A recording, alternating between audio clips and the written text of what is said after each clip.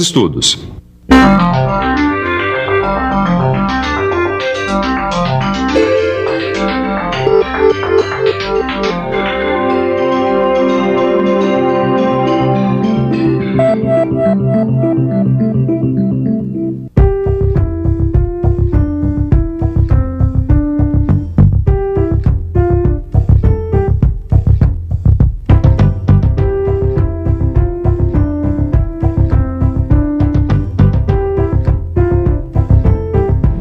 Ô tio, por favor, por que é que se pinta os objetos? Pra ficar novo, né? Pra proteger contra ferrugem. Pra ficar bonita. Pra preservar também a qualidade do objeto. A nossa teleaula de hoje vai aprofundar o nosso conhecimento sobre uma das principais formas de proteção das superfícies dos metais, a pintura. E aí, tudo pronto? Então vamos lá! Na teleaula, você vai conhecer as principais finalidades da pintura, as características da pintura industrial, um esquema geral de pintura de peças e os constituintes de uma tinta. Então prepare os olhos para ver a beleza das cores. A nossa teleaula sobre pintura está começando.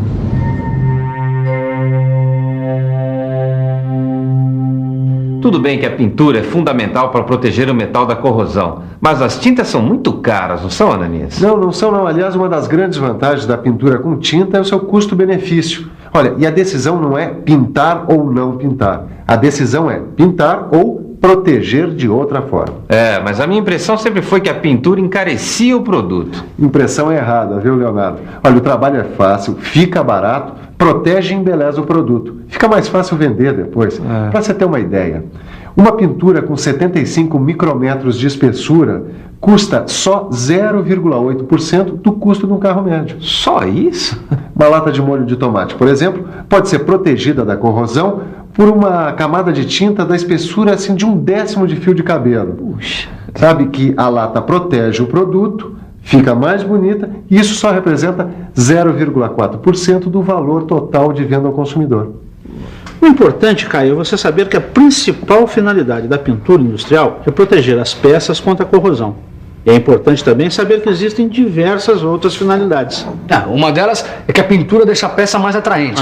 Agora, qual finalidade mais, Alves? Bom, segurança industrial para proteger tubulações de água, combustíveis, gases, impermeabilidade.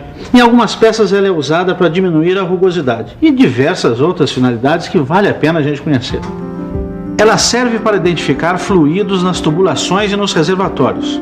Ela impede que vários elementos da vida marinha grudem no casco das embarcações e boias.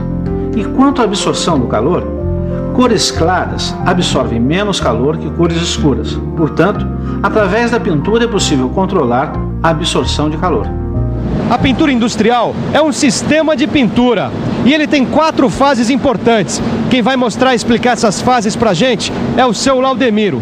Bom, a primeira fase é a seleção, quer dizer, a escolha dos esquemas de pintura, é isso mesmo? É isso mesmo. Aqui nós escolhemos a pintura eletrostática líquida. Isso. Depois vem a seleção de quais serão as técnicas de aplicação das tintas e como vai ser o controle de qualidade dessa aplicação. E aí, vamos lá ver? Finalmente, tem a escolha das tintas e a inspeção e o acompanhamento da pintura. Como é que essas fases são feitas por aqui? As tintas, antes de serem usadas na produção, recebem a aprovação do laboratório químico. Na aplicação da pintura, temos estabelecidos diversos parâmetros de qualidade que são auditados dentro de uma frequência estabelecida. Todas as peças pintadas recebem inspeção a 100%. E aí? Deu para perceber que num processo industrial são definidas diretrizes, normas e procedimentos. São eles que vão garantir produtos de qualidade e definir os critérios que vão ser observados nos produtos finais. Ô Leonardo, vem até aqui. O Marquinhos pediu para eu pintar o portão da casa dele e eu estava te esperando para a gente fazer isso juntos. O esquema que eu vou usar aqui é importante você guardar porque é o esquema geral da pintura. Você vai lixar o portão primeiro, não vai? A primeira coisa a fazer é a inspeção e preparação da superfície.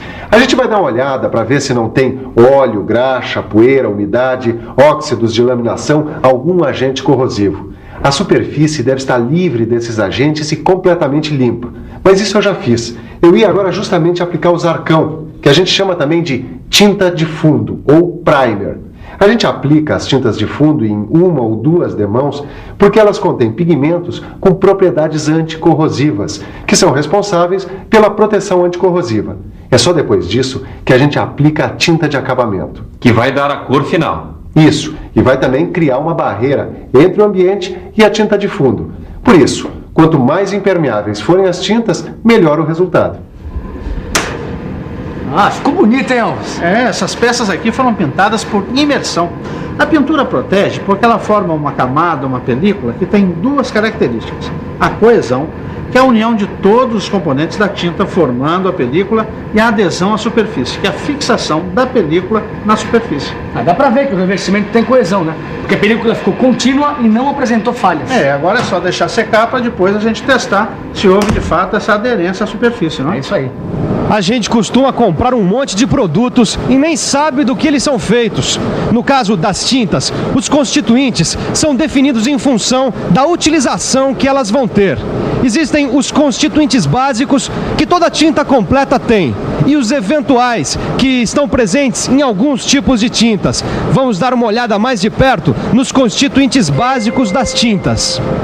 As tintas se constituem basicamente de um veículo, um solvente e pigmentos. Já sei, veículo é a parte principal da tinta. Solvente é o que dissolve essa parte. E pigmento é o que dá cor a ela, certo? Certo, mas não é apenas isso, porque cada uma dessas partes envolve muito mais coisas. Um veículo é a parte principal da tinta. Ele é geralmente uma resina. É isso aqui, ó. Óleo de linhaça, resinas epóxi, resinas acrílicas.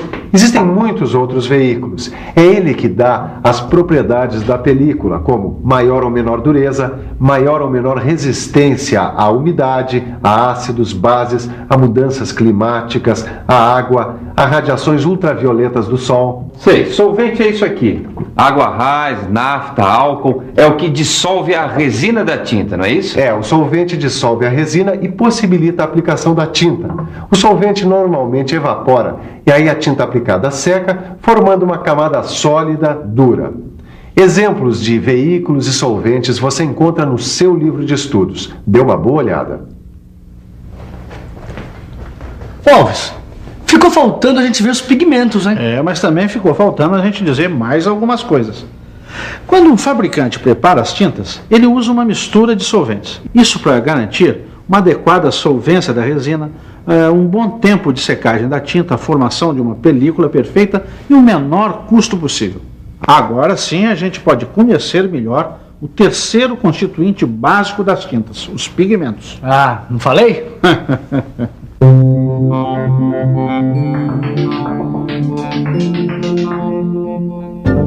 Os pigmentos são geralmente substâncias em pó que são adicionadas às tintas.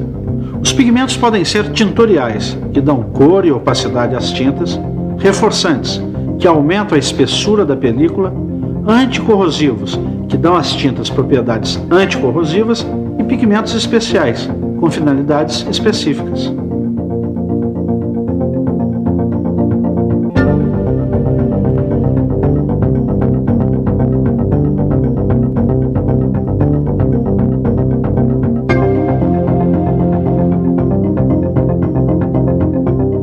Os pigmentos tintoriais são os que dão cor e opacidade às tintas. Esse aqui é o seu Ademir, o supervisor dessa indústria de tintas. Seu Ademir, quais são os pigmentos tintoriais mais importantes? Bom, este daqui é o dióxido de titânio. Ele é matéria-prima básica na formulação de tintas. Se eu misturar ele ao veículo, a tinta vai ficando branca. Certo. E esse aqui? Esse daqui é o óxido de ferro. É um pigmento vermelho. Ele age também como protetor e reforçante. Ou seja, ele aumenta a espessura da tinta. Olha, esta peça aqui, ó, foi pintada com óxido de ferro. E os pigmentos metálicos? Bom, o alumínio é o responsável por esse aspecto metálico que a gente vê nas tintas de acabamento. Olha só como ficam as peças pintadas com alumínio. E olha, a pintura perolizada é obtida com pigmentos de carbonato de chumbo ou bismuto. Quer ver só? É este o acabamento que a gente vê em muitos automóveis. Outro tipo de pigmento são os pigmentos anticorrosivos, que são usados principalmente na formulação das tintas de fundo. Eu uso o Zarcão e eu acho que a maioria das pessoas nos seus serviços domésticos usa o Zarcão, porque esse realmente protege, viu? Ele realmente protege muito bem, mas também é muito tóxico porque é feito à base de chumbo. Existem já outras boas opções. O cromato de zinco pode durar menos, mas por ser mais barato ele compensa. Existe também o cromato básico de zinco. E uma das substâncias mais utilizadas em substituição ao Zarcão é o fosfato de zinco, que além de ser um excelente anticorrosivo, ele é menos tóxico.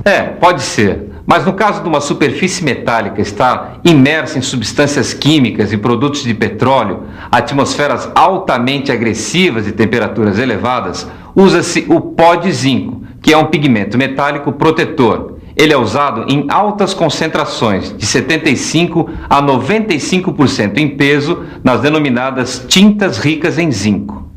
Deixa eu ver se eu entendi, Alves.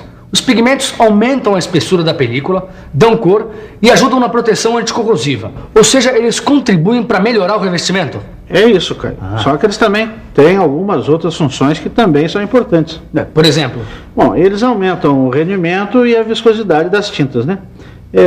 Com eles é que a gente controla o brilho da pintura. E quando a gente aumenta o rendimento, diminui o custo do produto. E tem outra coisa. Os pigmentos podem ser de natureza orgânica ou inorgânica. Dá licença, o senhor já teve algum problema com tintas? Tive. Um dia eu fui fazer uma pintura na minha casa lá, eu fiz uma mistura de tintas lá, deu tudo errado. Não secava, manchava, ficou péssimo. Eu fui dissolver a tinta para pintar a parede da minha casa e ficou difícil de dissolver a tinta. Ocorreu infiltramento na hora de você descascar ela, na hora que você passa, dá umas 2, 3 semanas, então logo em seguida vem a rachadura. Preparar as tintas pode não ser uma coisa fácil.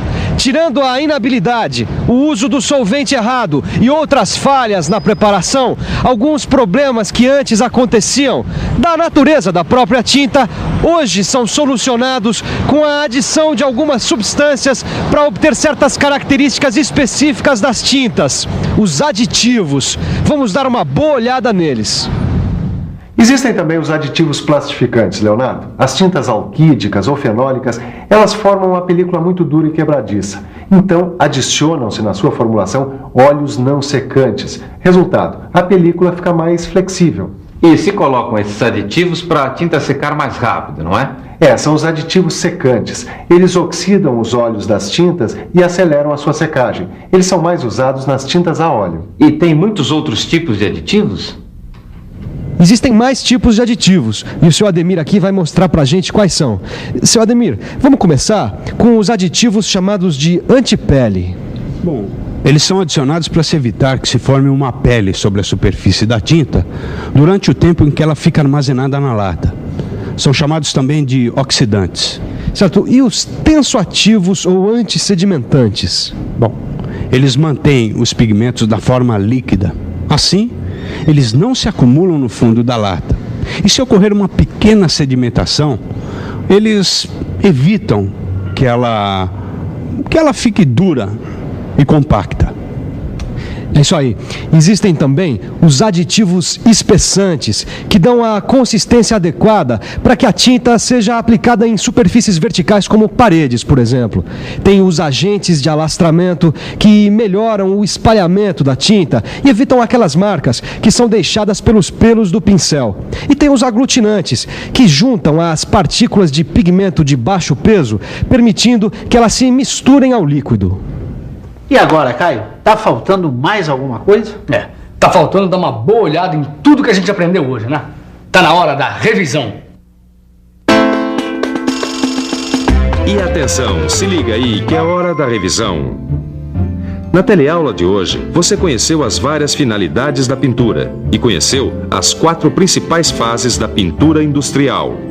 Conheceu o esquema geral de pintura e, finalmente, pôde conhecer os constituintes básicos das tintas, o veículo, o solvente, os pigmentos e aditivos. Bons estudos e até a próxima teleaula.